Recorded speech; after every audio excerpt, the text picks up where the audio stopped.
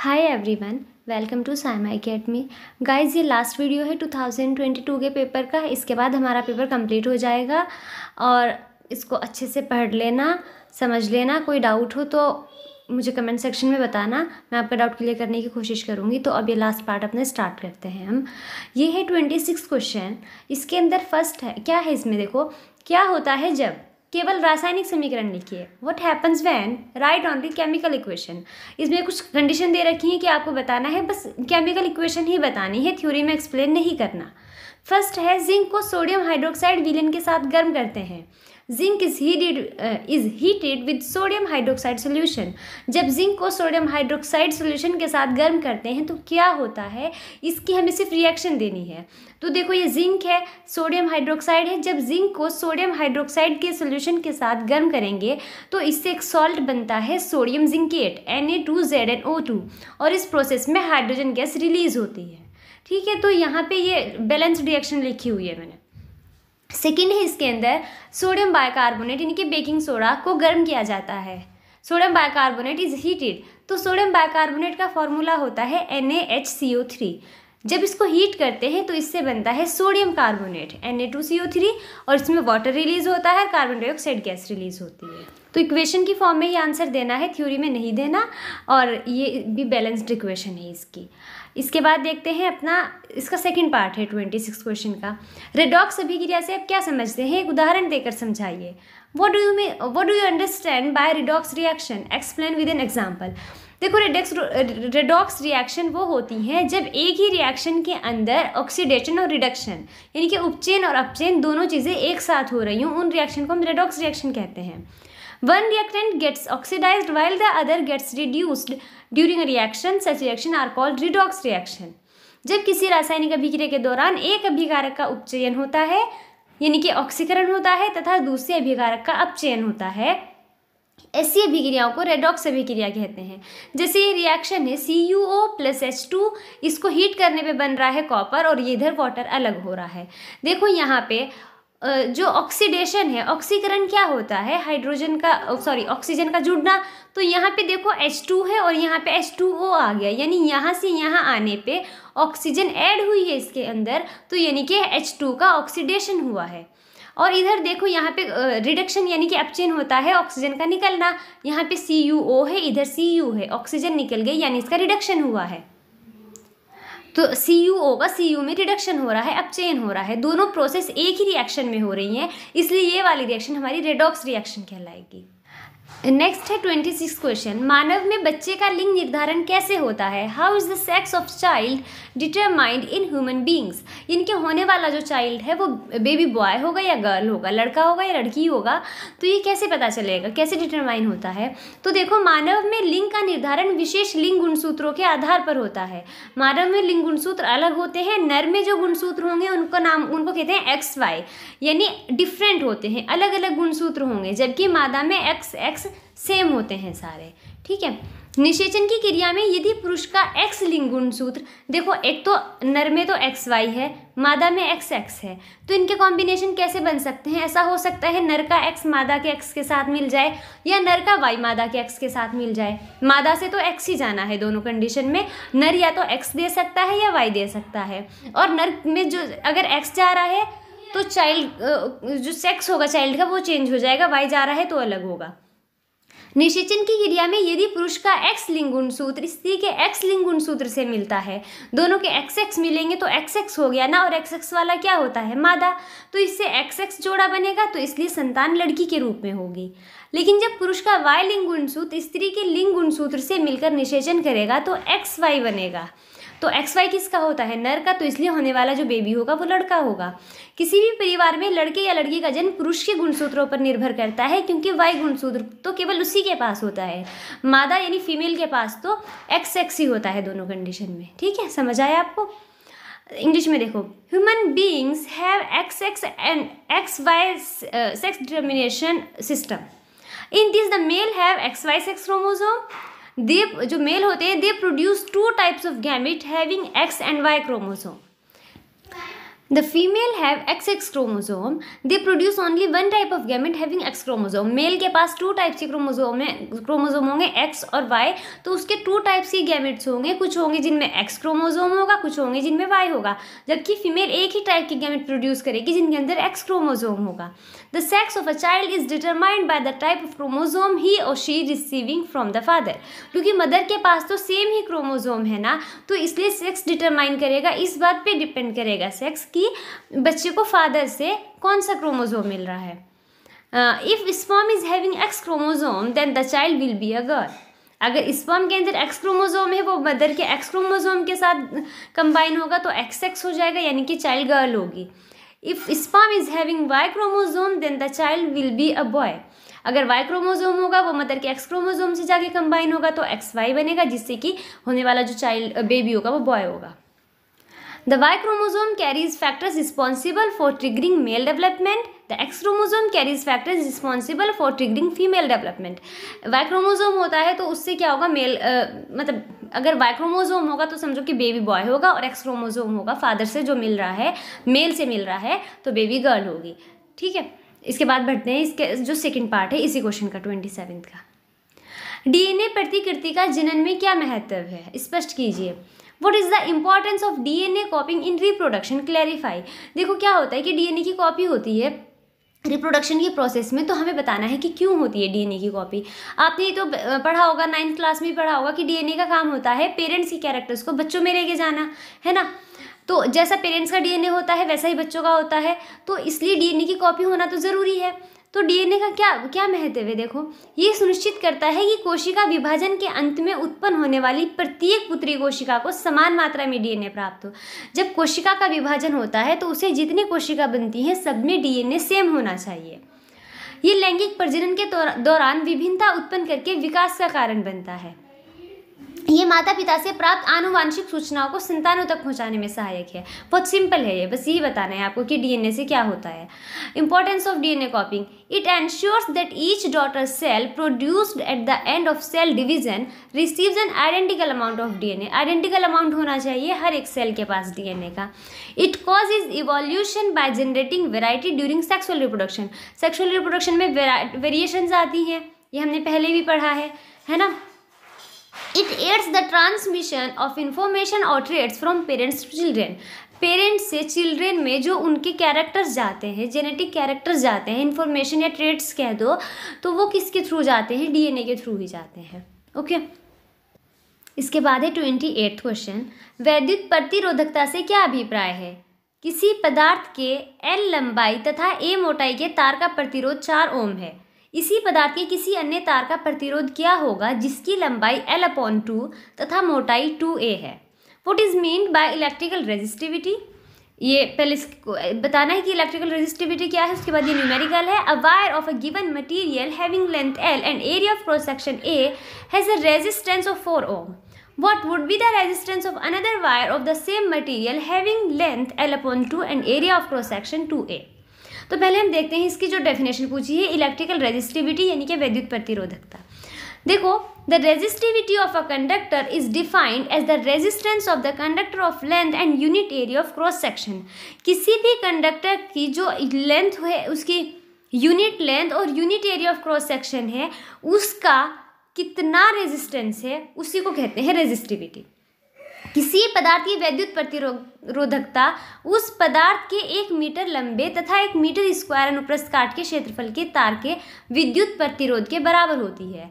अगर कोई तार है जो 1 मीटर लंबा है और उसके अनुप्रस्थ काट का क्षेत्रफल 1 मीटर स्क्वायर है, तो जितना उसका विद्युत प्रतिरोध है उसी को हम कहते हैं विद्युत प्रतिरोधकता. विद्युत प्रतिरोध क्या होता है, देखो R = ρ L/A. तो यहाँ से रो है वैद्युत प्रतिरोधकता, तो रो क्या हो जाएगा हमारा RA/L. ये हो जाएगी वैद्युत प्रतिरोधकता का फॉर्मूला. ऐसा यूनिट है जो रेजिस्टिविटी की, वो है ओम मीटर. प्रतिरोधकता का ऐसा ही मात्रक ओम मीटर है. फैक्टर्स क्या हैं, factors on which resistivity depends upon. किन किन फैक्टर पे डिपेंड करती है resistivity. It is a property of the material. Material की प्रॉपर्टी है, हर एक मटीरियल की रेजिस्टिविटी डिफरेंट होगी. लेंथ पे डिपेंड करेगी, अलग अलग लेंथ के जो कंडक्टर है उनकी रेजिस्टिविटी डिफरेंट होगी. क्रॉस सेक्शन एरिया पे डिपेंड करती है. ठीक है, प्रतिरोधकता निम्नलिखित कारकों पर निर्भर करती है, चालक के पदार्थ पर, लंबाई पर और अनुप्रस्थ काट के क्षेत्रफल पर। ओके, अभी इसका सेकंड पार्ट जो कि ये न्यूमेरिकल है। देखो हम इसमें क्या दे रखा है कि कोई वायर है, किसी मटेरियल का लेंथ L है और क्रॉस सेक्शन का एरिया A है, उसका रेजिस्टेंस 4 ओम है। तो रेजिस्टेंस और रेजिस्टिविटी में क्या रिलेशन है, R is equal to rho L upon A। तो यहाँ पे R कितना दे रखा है, 4 ओम। अगर हमें निकालना वो जिसका उसका बताना है हमें, जिसकी लेंथ तो L/2 है, यानी लेंथ को हाफ कर दिया जाए और क्रॉस सेक्शन एरिया 2A है, क्रॉस सेक्शन एरिया को डबल कर दिया जाए। सेकंड वाले को हम R डैश मान लेते हैं। R डैश क्या हो जाएगा, रो L dash upon A dash. L dash कितना है, L/2 और A डैश कितना है, 2A। तो ये 2 है जो L/2, ये नीचे डिनोमिनेटर में जाएगा, 2 जब 2A के साथ जाएगा कितना हो गया, 4A। अब देखो अभी जो रो और L अपॉन A, यहाँ पे देखो ये रो L अपॉन A किसके इक्वल है, 4 के। तो हम पूरा रो L अपॉन A के इक्वल क्या लिख सकते हैं, यहाँ पे 4 लिख सकते हैं, यानी कि R ही तो है रो L अपॉन A की इक्वल। तो रो L अपॉन A की जगह हमने यहाँ पे ये R लिख दिया और R इसमें दिया हुआ है, ये 4 ओम है, तो R की जगह 4 लिखा, 4/4 यानी कि 1 ओम। तो जो दूसरा वो होगा, वायर होगा उसी मटेरियल का, उसका रेजिस्टेंस कितना हो जाएगा, 1 ओम हो जाएगा। ठीक है, ये वाला क्वेश्चन हो गया। इसी के अंदर और करके अथवा में एक और दे रखा है सेकंड, वो भी न्यूमेरिकल ही है, वो करते हैं। ये है देखो, 2 ओम, 3 ओम तथा 6 ओम के 3 प्रतिरोधकों को किस प्रकार संयोजित किया जाए कि संयोजन का कुल प्रतिरोध 4 ओम हो, 1 ओम हो। आवश्यक गणना देते हुए आरेख सहित दर्शाइए। सॉरी, मैं इसमें आरेख बनाना भूल गई। How can 3 resistors of resistance 2 ohm, 3 ohm and 6 ohm be connected to give a total resistance of 4 ohm, 1 ohm? Show with diagram giving necessary calculation. तो देखो यहाँ पे मैं एक काम करूँगी, इसके अंदर जो डायग्राम बनाना है वो तो प्रोवाइड करना पड़ेगा, मैं उसको कम्युनिटी टैब में डाल दूँगी। ठीक है, मेंशन कर दूँगी मैं उसमें कि ये इस क्वेश्चन का है। तो देखो यहाँ पे जो 3 रेजिस्टर हैं, तो हमने मान लिया, एक को R1 मान लो 2 ओम फर्स्ट वाला, सेकंड है R2 3 ओम और जो थर्ड है R3 6 ओम। तो हमें क्या करना है कि हमें पहले चाहिए 4 ओम का रेजिस्टेंस, टोटल रेजिस्टेंस चाहिए। तो जो एक तो 2 ओम का है वो तो कम है, जो 2 है 3 ओम और 6 ओम, जिनका प्रतिरोध ज़्यादा है, तो उन दोनों को हम पहले समांतर क्रम में समांतर क्रम में संयोजित करेंगे और समांतर क्रम में संयोजित करने के बाद जो उन दोनों का तुल्य प्रतिरोध आएगा उसको पहले वाले प्रतिरोध के साथ श्रेणी क्रम में लगाएंगे। ओके, देखो, to obtain a total resistance of 4 ohm from 3 resistor of given resistances, firstly connect the 2 resistor of 3 ohm and 6 ohm in parallel to get a total resistance of 2 ohm. इनको जब हम पैरेलल में connect करेंगे तो हमारा total resistance 2 ohm आ जाएगा। And then connect the third resistor of 2 ohm in series combination, और फिर जो थर्ड वो वाला रजिस्टर है 2 ओम का, उसको उस वाले के साथ सीरीज में कनेक्ट करेंगे। जब जो हम पैरेलल कॉम्बिनेशन होता है, यानी कि समांतर क्रम संयोजन होता है, उसका फॉर्मूला क्या होता है, 1/r is equal to 1/r1 r2 r3 है ना। तो हमें r2 और r3 को ऐड करना है। r2 कितना है 3, तो 1/3, r3 कितना है 6, तो 3/6। तो यहाँ से जब हम इसको कैलकुलेट करेंगे तो 2 + 1/6 ये आएगा, यानी कि 3/6 को सिंप्लीफाई करोगे तो 1/2 ओम है ना। 1/r इज इक्वल टू 1/2 ओम है, तो r कितना हो जाएगा 2 ओम। अब जो ये r 2 ओम है और जो r1 है, इन दोनों को सीरीज में कनेक्ट करेंगे तो r dash is equal to r + r1 हो जाएगा। और r भी 2 ओम है, r1 भी 2 ओम है, इनको सीरीज में कनेक्ट करोगे तो 4 ओम हो जाएगा। सीरीज में ऐसे ही तो एक साथ लगातार ऐड कर देते हैं, है ना, तो सीरीज में ऐड करने पे ये 4 ओम आ जाएगा। उसके बाद हमें चाहिए सेकंड में 1 ओम का। To get a total resistance of 1 ohm from 3 resistors of 2 ohm, 3 ohm and 6 ohm, all 3 resistors should be connected in parallel. 1 ohm का प्रतिरोध प्राप्त करने के लिए तीनों प्रतिरोधकों को समांतर क्रम में जोड़ना होगा। तीनों को यहाँ पे समांतर क्रम में जोड़ो तो 1/r इज इक्वल टू हो जाएगा 1/r1 + 1/r2 + 1/r3। r1 2 है, r2 3 है, r3 6 है। इन सबको ऐड करोगे तो क्या आएगा, ये 6/6 डिवाइड करोगे तो क्या आ जाएगा 1 ohm. 1/r is equal to 1 ohm, r is equal to भी 1 ओम आएगा। 1 ओम ही हमें यहाँ पे चाहिए था। ठीक है, अब देखते हैं नेक्स्ट क्वेश्चन। इसमें सॉरी मैं भूल गई डायग्राम देना, बट दूंगी वो। ओके, अब है 29 क्वेश्चन। इसके अंदर फर्स्ट पार्ट है लेंस की क्षमता का सूत्र एवं मात्रक लिखिए। Right the formula and SI unit of lens. तो देखो लेंस की जो क्षमता होती है यानी कि पावर होती है उसको पी से शो करते हैं। तो ये हो जाता है, इसका फॉर्मूला होता है P is equal to 1/f। F यानी कि फोकल लेंथ, और फोकल लेंथ मीटर में होनी चाहिए। ओके, ये तो सूत्र हो गया, फॉर्मूला हो गया। एसआई यूनिट है, the SI unit of power of lens is dioptre. Lens की क्षमता का एसआई मात्रक होता है डायोप्टर, जिसको कैपिटल डी से शो करते हैं। 1 मार्क का क्वेश्चन था।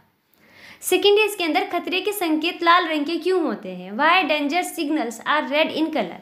तो इसका देखो क्या है, ये देखो यहाँ पे जो हमारा वाइट लाइट होती है, श्वेत प्रकाश जब 7 रंगों में विभक्त होता है, 7 कलर्स में स्प्लिट होता है, तो जो रेड कलर है वो सबसे टॉप पे आ रहा है, यानी रेड कलर की स्कैटरिंग सबसे कम होती है। ठीक है, तो जिसकी स्कैटरिंग कम होती है उसकी वेवलेंथ ज़्यादा होती है। तो इसकी रेड कलर की वेवलेंथ सबसे ज़्यादा है, यानी कि तरंगदैर्ध्य है। Since the color red has the highest wavelength of all the colors, it gets scattered the least। क्योंकि रेड कलर की वेवलेंथ सबसे ज़्यादा है, इसलिए इसकी स्कैटरिंग सबसे कम होती है। और जब स्कैटरिंग कम होती है तो इसको फॉग में, रेन में काफ़ी दूर तक देखा जा सकता है। जो रेड लाइट है काफ़ी डिस्टेंस तक आराम से ट्रैवल कर सकती है। So red light is used as a danger signal as it is able to travel the longest distance through the fog, rain etcetera without being scatter और फेडेड अवे। बिना स्कैटर हुए, बिना फेड हुए काफ़ी दूर से दिख जाती है ये। चूँकि लाल रंग की तरंगदैर्ध्य सभी रंगों में सबसे अधिक होती है, इसलिए इसका परिणन सबसे कम होता है। इसीलिए लाल बत्ती का उपयोग खतरे के संकेत के रूप में किया जाता है, क्योंकि ये कोहरे, बारिश आदि के माध्यम से लंबी दूरी तय करने में सक्षम है, बिना बिखरे यानी कि बिना परिकीर्णित हुए या बिना धुंधला हुए। ओके, इसके बाद इसके अंदर थर्ड पार्ट है, एक अवतल दर्पण द्वारा किसी वस्तु का प्रतिबिंब बनना दर्शाने के लिए किरण आरेख बनाइए। सिर्फ इसमें किरण आरेख ही बनाना था, लिखने को नहीं बोल रखा, पर मैंने एक्सप्लेनेशन भी दे रखी है। फर्स्ट में है वस्तु दर्पण के ध्रुव P तथा फोकस F के बीच हो। सेकंड है वस्तु दर्पण के केंद्र C तथा फोकस F के बीच हो। Draw a diagram to show the image formation of an object by a concave mirror when the object is in between pole and focus of the mirror, is in between centre of curvature and focus of the mirror. तो देखो यहाँ पे ये हमारा concave lens mirror है। First में क्या पूछा है, जो पिक्चर है वो P और F के बीच होनी चाहिए। P ये है प्रिंसिपल एक्सिस, F ये है इसका फोकस। तो यहाँ पे ये है AB जो दिख रहा है, ये क्या है, हमारा ऑब्जेक्ट है। जब ऑब्जेक्ट यहाँ होगा तो पिक्चर कहाँ बन रही है, देखो यहाँ पे ये पिक्चर बन रही है। जब ऑब्जेक्ट को पोल और फोकस के बीच में रखा जाएगा तो इमेज बिहाइंड द मिरर बनेगी और वर्चुअल होगी। ठीक है, वर्चुअल बनेगी, इरेक्ट होगी और ऑब्जेक्ट से ज़्यादा बड़ी बनेगी।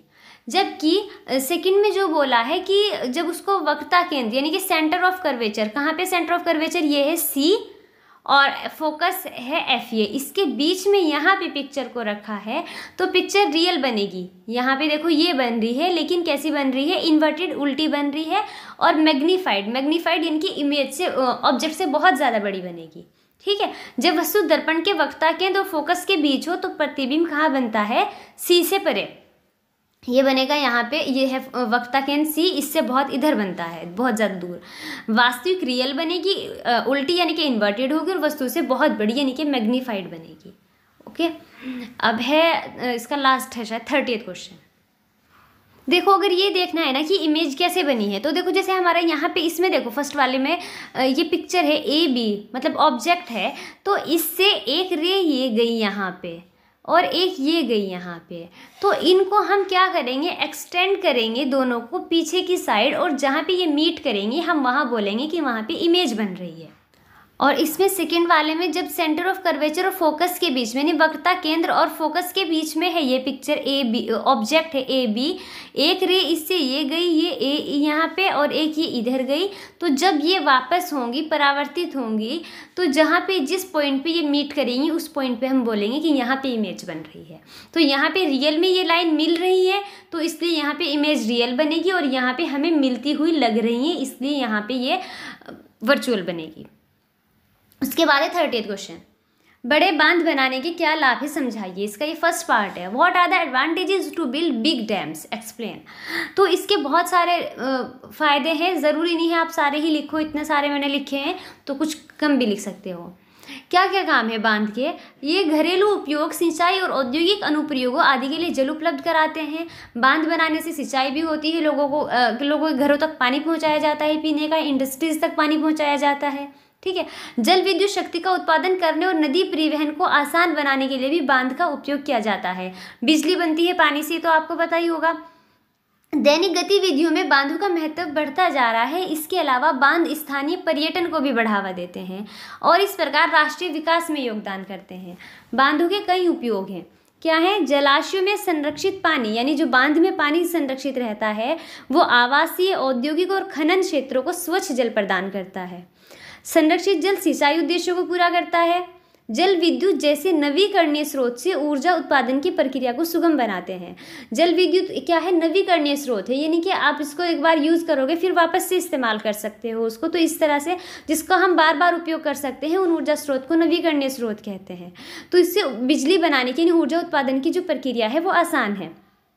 नदियों और जलधाराओं में जल के प्रवाह को विनियमित करने में मदद करता है। जो वाटर का रेगुलेशन है उसको कंट्रोल करता है और घाटी में नीचे रहने वाले समुदायों की रक्षा करता है। बाढ़ वगैरह में तो उसमें फिर बांध में पानी इकट्ठा कर लेते हैं अगर कहीं बाढ़ का खतरा रहता है। भविष्य की आवश्यकताओं को पूरा करने के लिए जल संरक्षण की सुविधा उपलब्ध कराता है। इतना पानी स्टोर है ना, तो फ्यूचर में पानी की वो ना हो कमी, तो इसमें बांध में बहुत बड़े बांध बनाएंगे तो बहुत ज़्यादा पानी स्टोर रहता है उनके अंदर।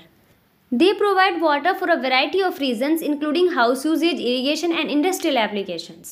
Dams are also utilized to produce hydropower and make river transportation easier. Dams are becoming increasingly important in everyday activities. Moreover, dams also promote local tourism, thus contributing to national development. Simple सी लाइनें आसानी से समझ आ जाएगा ना। There are several uses of dams. Some of the most common ones are as follows. First क्या है? The water conserved in reservoirs provides fresh water to residential, industrial and mining areas. इन सबको fresh water available कराते हैं dams. They conserve water for irrigation purposes. Irrigation में जो water चाहिए होता है, जिन जगहों पे बारिश कम होती है, सूखा रहता है, तो वहाँ पे के किसानों को बांध का पानी ही पहुँचाया जाता है। Facilitates the process of generating energy from renewable source like hydro power. Water से जो एनर्जी है, यानी कि लाइट बनाने का जो काम है, उसको ईजी बनाते हैं dam. Helps to regulate the flow of water of river and streams and protect communities residing down in the valley. Facilitates water conservation for meeting future requirements. ठीक है, इसके अंदर इसका सेकंड पार्ट भी है, वो देखते हैं। यह है पर्यावरण को बचाने के लिए किन्हीं 4 प्रकार के आर का नाम उल्लेख कीजिए। Mention the name of any 4 R to save the environment. 4 R का मतलब है कि हमको रिसाइकिल करना चाहिए, रिड्यूस करना चाहिए, रीयूज़, रिकवर, रिफ्यूज़, ऐसे बहुत सारे। तो हमें कोई 4 आर बताने हैं, जो 4 आर मैंने मेंशन किए हैं। देखो, पर्यावरण को बचाने के लिए 4 आर तकनीक का उपयोग सर्वश्रेष्ठ है। इसके अंतर्गत पदार्थों को रिड्यूस यानी कि कम उपयोग, रिसाइकल का मतलब है पुनः चक्रण, यानी जैसे प्लास्टिक है या लोहा है, वापस से उनसे नए प्लास्टिक और नया सामान दोबारा बना दिया जाए। रीयूज़, दोबारा इस्तेमाल करना, पुनः उपयोग, और रिफ्यूज़ यानी कि इनकार करना। रिड्यूस यानी कि कम उपयोग से तात्पर्य है कम से कम वस्तुओं का उपयोग करना, जैसे आवश्यकता ना होने पर पंखे एवं बल्ब के स्विच बंद करके विद्युत बचा सकते हैं। खाद्य सामग्री को व्यर्थ नहीं करना चाहिए, जल का दुरुपयोग नहीं करना चाहिए। ये तो आ गया रिड्यूस में, यानी हम कम चीज़ें कम से कम इस्तेमाल करें, जब जिन चीज़ों की हमें जहाँ पे ज़रूरत नहीं है उनको यूज़ ना करें। पुनः चक्रण यानी कि रिसाइकल करना। पुनः चक्रण द्वारा प्लास्टिक, कागज़, कांच, धातु आदि पदार्थों को पुनर्चक्रण करके उनको बार बार उपयोग किया जा सकता है। पुनः चक्रण योग्य पदार्थों को कचरे से पृथक करना चाहिए, उनको अलग कर लेना चाहिए, वो रिसाइकल होकर फिर से उनसे नए सामान बन के आ जाते हैं। पुनः उपयोग यानी कि रीयूज़। पुनः चक्रण से ये जो पुनः उपयोग है यानी कि रीयूज़ है, ये रिसाइकल से सुगम यानी कि आसान साधन है, क्योंकि इसमें ऊर्जा व्यय नहीं होता। अब रिसाइकल करेंगे, रद्दी कागज़ से दोबारा से कागज़ बनेगा तो उसमें एनर्जी तो लगेगी ना, लेकिन रीयूज़ करने में ऊर्जा खर्च नहीं होती, जैसे कांच और प्लास्टिक के डिब्बे, बोतल आदि का बार बार उपयोग कर सकते हैं। रिफ्यूज़ यानी कि इनकार करना। रिफ्यूज़ का अर्थ है जिस वस्तु की हमें आवश्यकता नहीं उसे लेने से इनकार करना। हमें ऐसे उत्पादों को भी ना कहना सीखना होगा जो पर्यावरण के लिए हानिकारक हैं। प्लास्टिक के थैले, होली के कृत्रिम रंग आदि ये सब हमें नहीं लेने चाहिए जो पर्यावरण के लिए हानिकारक हो। इंग्लिश में देखो, the 4 R used for reduce, reuse, recycle and recover. Recover नहीं, यहाँ पे रिफ्यूज़ आएगा, मैंने अंदर रिफ्यूज़ लिखा है, ठीक है। Reduce means minimum use of things such as by turning off the switch of fan, bulb, है ना, when not required. You can save electricity. Food should not be wasted. Water should not be misused, etc. Recycle में क्या है? Plastic, paper, glass, metal etc. can be used again and again by recycling. Recyclable material should be separated from the waste. Reuse का मतलब है use an easier method than recycling because it does not require energy. इसमें energy की requirement नहीं होती। For example, glass and plastic cans, bottles etcetera can be used again and again. Refuse means to refuse to take something which we do not need. We also need to learn to say no to products that are harmful to the environment. Refuse to take plastic bags, artificial holy colors etc. इन सबको लेने से हमें refuse करना चाहिए। ये था। अब इसके अंदर और करके एक और क्वेश्चन, दूसरा क्वेश्चन है, उसके भी 2 पार्ट हैं। इसके अंदर है, फर्स्ट है, हमें अपने संसाधनों के सावधानी पूर्वक यानी कि विवेकपूर्ण ढंग से उपयोग की आवश्यकता क्यों है। Why do we need to use our resources carefully. तो देखो, हमें रिसोर्सेज को केयरफुली यूज़ इसलिए करना है क्योंकि एक तो रिसोर्सेज का जो भंडार है, रेजर्वोयर है, वो कम है ना, नीड ज़्यादा है, तो हमें सोच समझ के इस्तेमाल करना चाहिए। दूसरी बात है, पॉपुलेशन लगातार बढ़ती जा रही है तो उनकी डिमांड बढ़ती जाएंगी, है ना। और फिर यह है कि हर एक तरह का जो रिसोर्स है, जैसे कोई मेटल है एक पर्टिकुलर, वो हर पूरे भारत में हर जगह नहीं मिलती। कोई एक चीज़ कहीं मिलती है, दूसरी चीज़ कहीं और मिलती है। तो सब नागरिकों को सभी संसाधन है जो वो सही तरीके से मिले, बराबर मात्रा में सबको मिले, तो इसलिए भी हमें इनको ध्यान से सावधानीपूर्वक तरीके से उपयोग करना चाहिए। हमें अग्रलिखित कारणों से संसाधनों की सावधानीपूर्वक ढंग से उपयोग की आवश्यकता है। पृथ्वी पर उपस्थित अनेक प्रकार के प्राकृतिक संसाधनों के भंडार सीमित मात्रा में उपलब्ध है, लिमिटेड अमाउंट में है, अतः उनके बुद्धिमत्तापूर्ण किफ़ायती उपयोग की आवश्यकता है। हमें सोच समझ के उनका यूज़ करना चाहिए। तेज़ी से बढ़ती जनसंख्या के कारण संसाधनों की मांग तेज़ी से बढ़ी है। जब जनसंख्या बढ़ रही है तो संसाधनों की मांग बढ़ेगी, तो आने वाली जो पीढ़ी है, भावी पीढ़ियों के लिए संसाधनों की उपलब्धता सुनिश्चित करने हेतु इनका संपोषणीय प्रबंधन आवश्यक है। अतः दीर्घकालिक दृष्टिकोण अपनाना होगा ताकि हम अपने आने वाली पीढ़ियों को भी वो सब कुछ उपलब्ध करा सकें जो आज हमारे पास है। इन संसाधनों का इको फ्रेंडली उपयोग करके इनका कुशल प्रबंधन अनिवार्य है। हमें इको फ्रेंडली यूज़ करना चाहिए इन संसाधनों का। इसका अर्थ है कि संसाधनों की प्राप्ति, जब हम संसाधनों को प्राप्त करते हैं या संसाधनों का उपयोग कर रहे हैं तो उससे पर्यावरण पर किसी प्रकार का प्रतिकूल प्रभाव ना हो। उदाहरण के लिए, इनके प्रयोग से ना तो पर्यावरण प्रदूषण हो और ना ही वन्य जीव को कोई हानि हो। ठीक है। संसाधनों का देश के सभी भागों में वितरण समान नहीं है, देश के हर हिस्से में सब चीज़ें नहीं मिलती। प्राकृतिक संसाधनों का देश के सभी वर्गों तक समान रूप से पूरे वर्ष वितरण सुनिश्चित करने के लिए भी प्रबंधन की आवश्यकता है। ठीक है। इंग्लिश में देखते हैं, we need to use the resources in a careful manner because of the following reasons. The reserves of many types of natural resources present on the earth are available in limited quantities, so there is a need for their wise economical use. सोच समझ के use करना चाहिए। Due to the rapidly increasing population, the demand for resources has increased rapidly. To ensure the availability of these resources for future generations, their sustainable management is essential. Sustainable management का मतलब है कि जिससे आने वाली generation को भी हम प्रोवाइड कराएं वो रिसोर्सेज, और अभी भी हमारे यूज़ करने से एनवायरनमेंट को कोई हार्म ना हो। Hence, a long-term approach has to be adopted. To make eco-friendly use of these resources, their efficient management is essential. This means that there should not be any adverse effect on the environment due to the use of resources. For example, there is neither environmental pollution nor any harm to wildlife by its use. किसी भी resource के use से wild life को या environment को कोई harm नहीं होना चाहिए। The distribution of resources is not equal in all parts of the country. Management is also necessary to ensure equal distribution of natural resources throughout the year to all sections of the country. That's why we need to use our resources carefully. ठीक है। अब है last question है इस paper का भी और इस वीडियो का भी। गंगा सफाई योजना क्या है, ये किस वर्ष प्रारंभ हुई? What is Ganga action plan, in which year it was launched?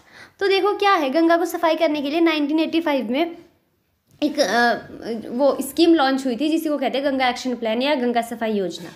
इसके बारे में देख लेते हैं। गंगा हिमालय में स्थित अपने उद्गम गंगोत्री से बंगाल की खाड़ी में गंगा सागर तक 2500 किलोमीटर तक की यात्रा करती है। कहाँ से निकलती है?